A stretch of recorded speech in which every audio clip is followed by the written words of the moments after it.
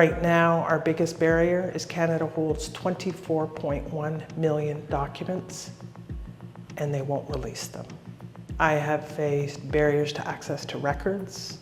I have faced a total loss of funding last year. $0 were given to us. I hold Canada accountable that they should be paying and funding this work because it's their legacy imposed on us.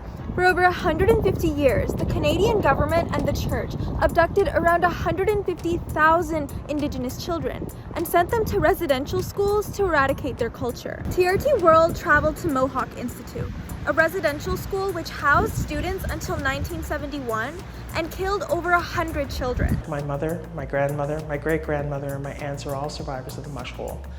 When they came into the school, their hair was cut. They were stripped of the traditional clothing. They were punished for speaking their language. Many were exposed to physical and sexual abuse. Many of the boys were basically indentured slaves because they didn't get an education. They were forced to work on the farms. The girls were forced to clean here. And I work with survivors who spent 11 years of their life here. When they walked in, they were filled with the beauty of who we are as people.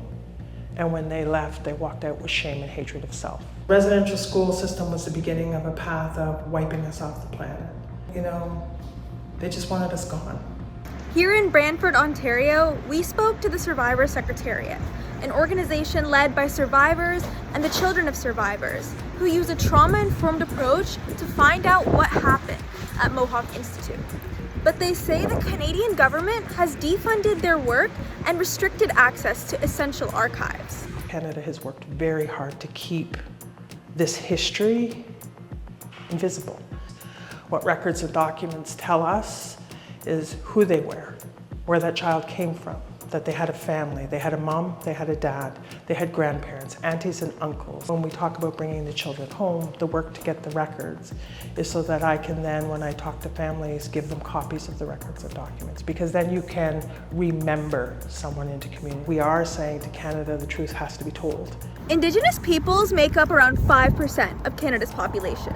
At the Six Nations of the Grand River, Canada's largest First Nation reserve, many residents say they still feel historical inequity. All the issues that every society grapples with, we have. It's just ours are at a rate of 5 to 10 times higher rates of when it comes to violence against women, over rates of incarceration, the number of our children taken into child welfare, poverty, lack of employment opportunities, lack of high school graduation. All of those things are at much higher rates if you're Indigenous in this country. My son's, a number of times he's been stopped by police, he's been harassed by police simply because the color of his skin.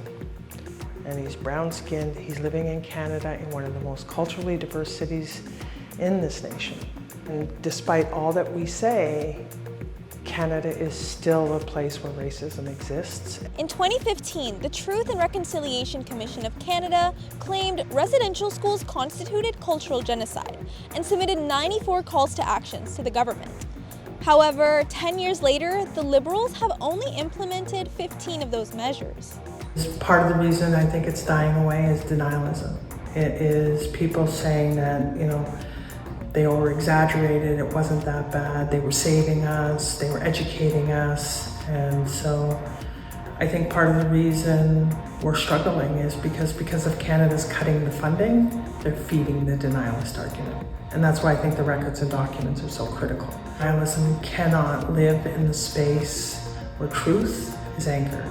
Canada has failed, but I think we are getting better at not failing each other, and we're standing up more and more and pushing back against Canada.